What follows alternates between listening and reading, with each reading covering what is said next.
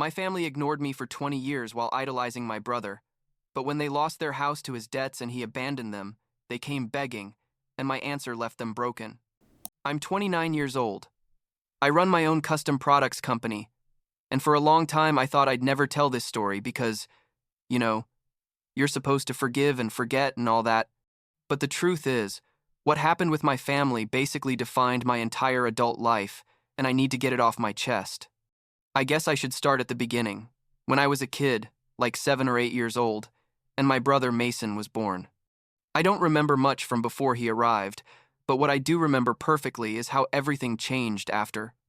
My dad, William, and my mom, Michelle, who until that moment were normal parents, became something completely different when Mason showed up. Like someone had pressed a button that said, "Ignore Samuel completely," and never turned it off again. It was weird, because it's not like they mistreated me or yelled at me or anything like that. They just stopped existing for them. Mason would do anything, like breathe or babble, something incoherent.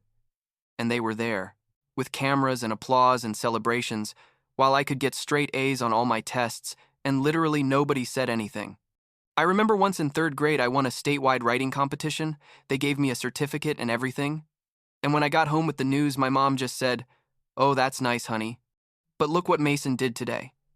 He learned to build a tower with blocks." And there they were, both taking pictures of the kid with his tower, while I stood in the doorway with my certificate in hand, feeling like an idiot. That's basically how all my elementary and middle school years went. Mason was the center of the universe, and I was, I don't know, like a piece of furniture or something. Something that was there, but nobody really noticed unless it got in the way. The strange thing is, I didn't hate Mason. I mean, he was just a kid and then a teenager growing up thinking the world revolved around him because that was literally all he knew. My parents had raised him believing he was special, that everything he did was incredible, that his ideas were brilliant even when they were terrible. I, on the other hand, learned from a very young age to be quiet, to not be a bother, to solve my own problems because nobody was going to be there to help me anyway. When I was like 16, something happened that basically cemented all of this in my head. My school organized a youth business competition. Those things where they give you a hypothetical budget and you have to create a complete business plan. I worked on that for months, literally months. I stayed up late, researching, running numbers, designing everything. And I won. Like I won first place at the regional level, and they gave me $5,000 as a prize. $5,000. Can you believe it? For a 6-year-old kid, that was a fortune. I got home super excited with that giant check they give you for photos and everything, and my dad was in the living room watching TV. I told him, "Dad, look, I won the business competition. They gave me $5,000 and I'm going to the state competition." And he barely looked at me, said, "Oh yeah, that's good," and kept watching his show. But wait, because it doesn't end there. That same day, like 2 hours later, Mason, who was about 9 years old at the time, came home from school with a drawing he'd made in art class. It was a logo for an imaginary shoe store or something. I don't even remember well, but my parents went crazy. My mom was screaming, "This is incredible, Mason. You have so much talent. You're a design genius." And my dad was saying, "We're going to frame it. We're going to put it in the living room." And I was standing there still with my giant check thinking, "Are you serious? Is this really happening?" That's when something broke inside me, when I decided I wasn't going to expect anything from them ever again. The next 2 years of high school, I basically became invisible in my own house, but in an intentional way. I went to school, came, back, locked myself in my room, did my homework, and that was it. My parents never asked what I was doing, where I was, nothing. Everything was Mason this, Mason that. When Mason turned 12, they threw him a huge party, invited his whole class, rented one of those giant bouncy castles, hired a magician. When I turned 18, literally on my birthday, my mom gave me a cake from the bakery. She didn't even make it herself, and told me, "Congratulations, Samuel. You're an adult now." And that was it. Mason didn't even congratulate me because he was busy playing video games in his room. But you know what?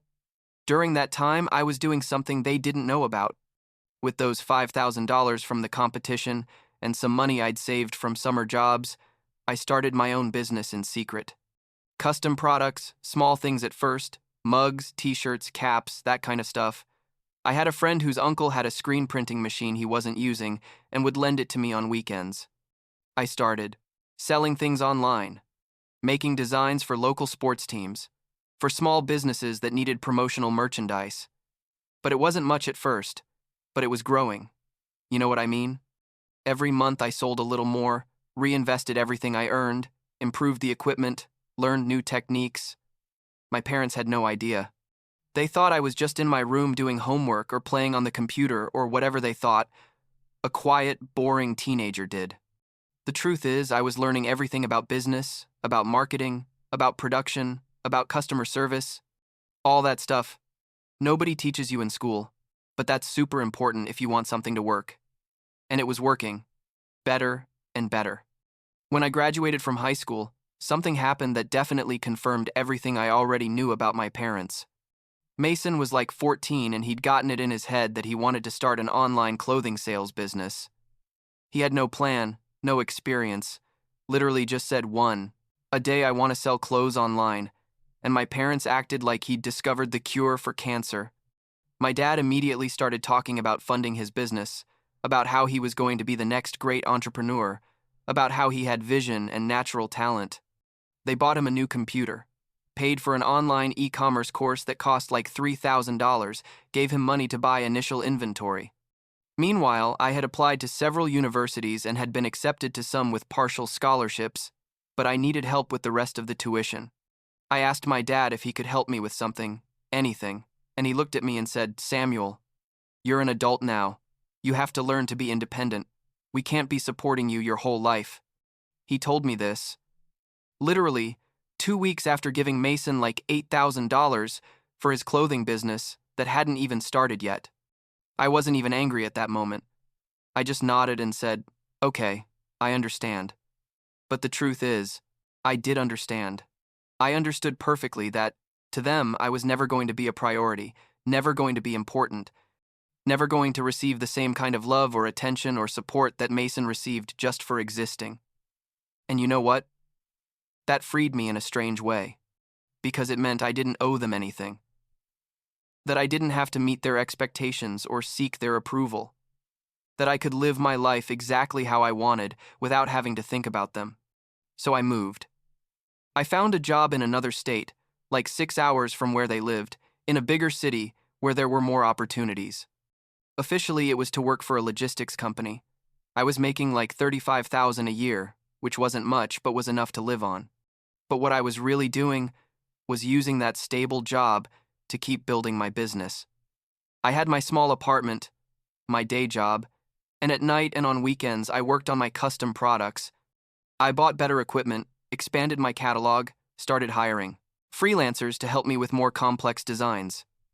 My parents didn't ask much about my move. My mom said something like, "Oh, but you're going to be so far away." And my dad said, "Well, if that's what you want to do," and that was it. Mason didn't even say goodbye. He was too busy trying to get his clothing business off the ground, which, surprise, wasn't going well at all. Turns out buying a bunch of cheap clothes and putting them on a website doesn't automatically make you a successful entrepreneur. Who would have imagined? About 2 years passed. I was 20 at that point, and my business was growing in ways I never imagined. It wasn't just me working from my apartment anymore. I'd rented a small office space, had 2 full-time employees, was generating like $200,000 a year in sales. I wasn't a millionaire or anything like that, but for someone who was 20, who had literally started in his bedroom with $5,000, it was incredible. I'd formed an LLC, had everything legal and in order, had big corporate clients, was reinvesting most of the profits in the business, but I was doing well, very well. In all that time, I talked to my parents maybe 5 or 6 times total. Short, awkward calls where they basically asked how I was. I said fine, and then they spent the rest of the call talking to me about Mason, about how Mason was doing in school, about Mason's new interests, about how Mason was still trying to make his business work even though it clearly wasn't working, but he wasn't giving up. I just listened, said uh-huh and at the right moments, and hung up feeling exactly nothing. Then one day, Like 3 years after I moved, I get a call from my dad. This was weird because he never called me. It was always my mom who made the obligatory family calls. I answered, and his tone was strangely friendly, like forcedly cheerful. And he asked how I was, what I was doing, how my job was going. I told him everything was fine, waiting for him to get to the point. And that's when he dropped it. He told me, Samuel, your brother has a brilliant idea for a new business. You know, the clothing one didn't work out, but that was just bad luck. This time, he has a solid plan. He's going to sell pet accessories, and we thought maybe you could help him with some advice since you work in logistics and all. The audacity, you know? The absolute audacity of calling me after 3 years of basically ignoring my existence to ask me to help Mason with another business idea that was probably also going to fail. I didn't get angry. That's the weird thing. I just felt this cold calm and told him, Dad, I don't work in logistics. I have my own business. I'm doing very well, actually. And I don't have time to give free advice to Mason. There was a long silence, and he said, Wait, what? What business? Since when?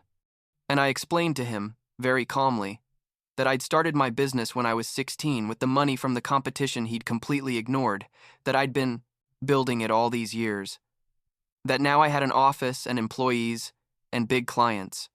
I could hear him processing this, probably thinking I was exaggerating or lying, and he asked me how big my business was exactly. I told him I was billing close to $500,000 a year. Now it had grown a lot in the last year, that I had 5 employees, that I was considering opening a second location. Another silence, longer this time. Then he asked me why I'd never told them anything, why I'd kept this secret. And there I couldn't help it. I told him, Dad, do you think you would have listened? Do you think you would have cared? You never were interested in anything I did, so I decided I didn't need to share it with you either. The conversation ended there. He mumbled something about how we needed to talk later and hung up. I thought that would be the end of it, but oh no, things were just getting started. Turns out my dad told my mom about my business, and my mom freaked out not with pride or happiness about my success, but with anger, because apparently I had used the money they were going to give me for college, which they never gave me, by the way, to start my business. In her head, that money belonged to them somehow, or should have been used for traditional education, I don't know.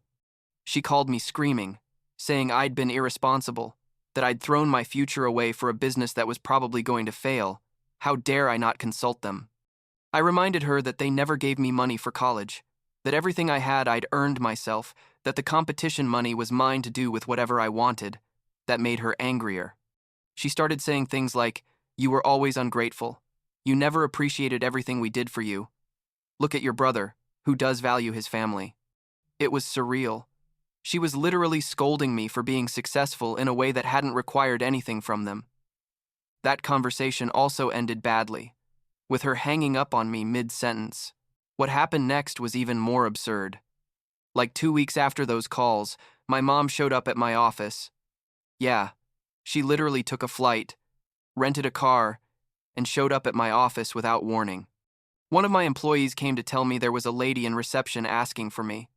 And when I went out there, she was looking super uncomfortable in her travel clothes. She asked if we could talk in private, and I took her to my office, mostly because I didn't want to make a scene in front of my employees. She sat down and stared at the office, like really looking at it, looking at the shelves with product samples, the computers, the awards we'd won on the wall, everything. And then she looked at me and said, Samuel, I didn't know things were going so well for you. And I just looked at her and didn't say anything because what could I say? That yes, things were going well for me because I'd worked day and night for years while you ignored my existence? She sighed and started with a speech about family and forgiveness and how families have to support each other, and I already knew where this was going. Finally, she got to the point. She told me they needed help, that they'd spent a lot of money on Mason's business attempts that hadn't worked out, that they had some debts, and they thought maybe I could help them now that I was doing so well. She didn't ask for a specific amount, just said anything would help, that it was my family and families take care of each other. The irony was so thick you could almost cut it with a knife. I told her very calmly that no, I wasn't going to give them money. that they had made their decisions about how to spend their money and who to spend it on, and that I wasn't responsible for the consequences of those decisions. She tried to argue, to make me feel guilty. Said things like, "But we're your parents. We raised you. We gave you a roof and food. Is this how you repay us?" And I answered, "Yes. You gave me the basic things you're legally required to give a child. Congratulations. But love and support and attention are different, and you chose to give that only to Mason, so now you can ask him for help." That left her speechless for a moment. She stood up, told me I'd regret this, that someday I was going to need my family and I wasn't going to have anyone, and left. You'd think that would be the end of it all, right? Well, no. Like a month later, Mason showed up. Mason, who at that point was like 19 years old, who had failed at multiple business attempts, who was still living with my parents doing nothing productive with his life. He came to the office. Less dramatic than my mom, more pathetic somehow. He asked to talk, and we went to a nearby coffee shop. He looked terrible, honestly, like he hadn't slept well in weeks, and started telling me about how things were bad at home, how Dad and Mom fought all the time about money, how they blamed him for asking them for so much money for his businesses. And then he asked me for help, not for them, but for him specifically. He told me he wanted to start over, maybe move too, get a job, but that he needed some money to get established while he found something. But I asked him why he thought I'd give him money after everything, and he looked at me confused and said, "Because we're brothers." That answer, that simple answer, showed me he really didn't understand anything. That he'd grown up so sheltered, so spoiled, so convinced the world owed him something, that he genuinely couldn't comprehend why I wouldn't jump to help him. I explained to him that being brothers on paper doesn't mean anything. If we never had a real relationship, if he never noticed or cared that I was basically invisible in our family, if he never once wondered why I was so quiet or why I moved so far away as soon as I could. I told him I built all this alone, without anyone's help, and if he wanted to change his life, he'd have to do the same. He got angry, called me selfish, told me I'd changed, that success had made me a bad person. He left the coffee shop without even paying for his coffee, which I had to pay for, which was ironic considering the whole conversation. About 6 months passed without hearing anything from them. I continued with my life. The business kept growing. I'd hired 3 more people. We were expanding our product line. Everything was going amazing. And then I got a call from my aunt, my mom's sister. She and I had never been close, but at least she'd always been kind to me when I was a kid.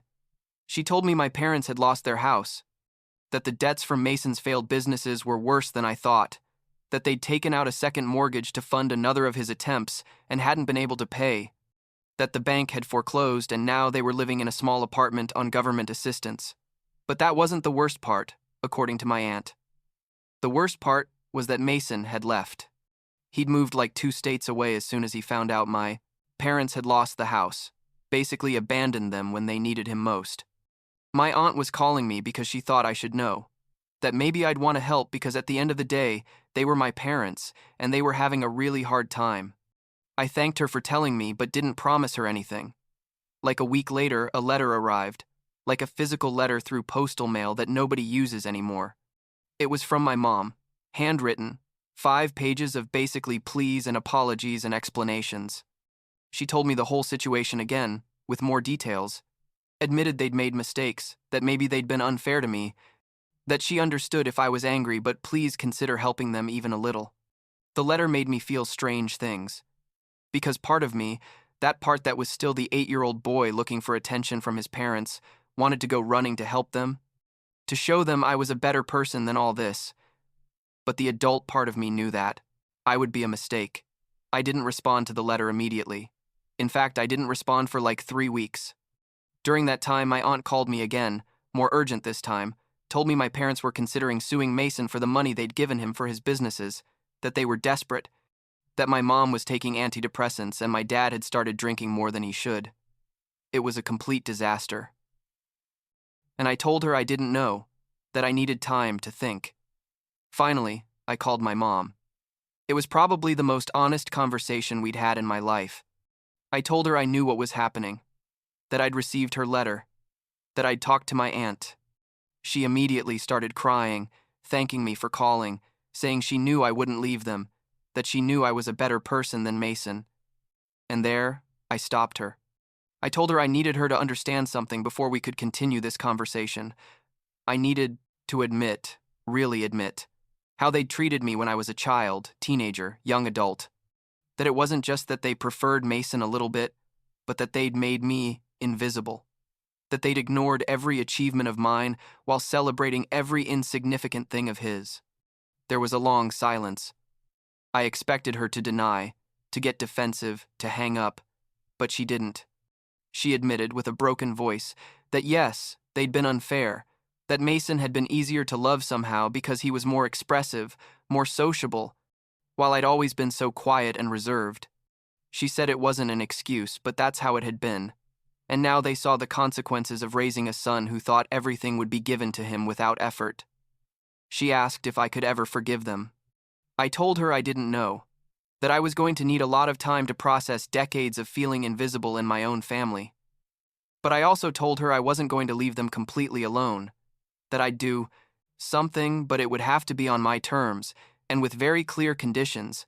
I was going to help them, not Mason, and only once. I wasn't going to become their permanent money source. They were going to have to get jobs, fix their own finances, learn to live within their means. And we'd have to work on our relationship slowly, with therapy probably, if they really wanted to have me in their lives. Like 2 months ago, I went to visit them at their apartment. It was depressing, honestly. A small place in a not very good neighborhood, completely different from the big house where we grew up. My dad looked old, much older than I remembered, and my mom looked tired in a way that went beyond physical. We sat down to talk. I brought them an accountant I hired to help them organize their finances and make a payment plan for their debts. I gave them enough money to cover 2 months of rent while they got stable jobs, which was one of the conditions. I also paid for 6 months of family, therapy, another non-negotiable condition. It was weird, being there with them, trying to build something after so long. I don't know if we'll ever have a normal relationship, whatever that means, but at least now there's honesty. They know they failed. I know I don't owe them anything but choose to help on my own terms. And we're all trying to accept that the past can't be changed, but the future can be different. Mason, by the way, has never contacted me. I heard through my aunt that he got a job at a store or something, that he's living with roommates, that he's basically starting from scratch like I did years ago. Part of me wonders if he'll ever understand, if he'll have that moment of clarity where he realizes everything. But honestly, I don't know if I care. He made his choices, our parents made theirs, and I made mine. Now, my business is valued at almost $3 million. I have 15 employees. We just opened our second location last month.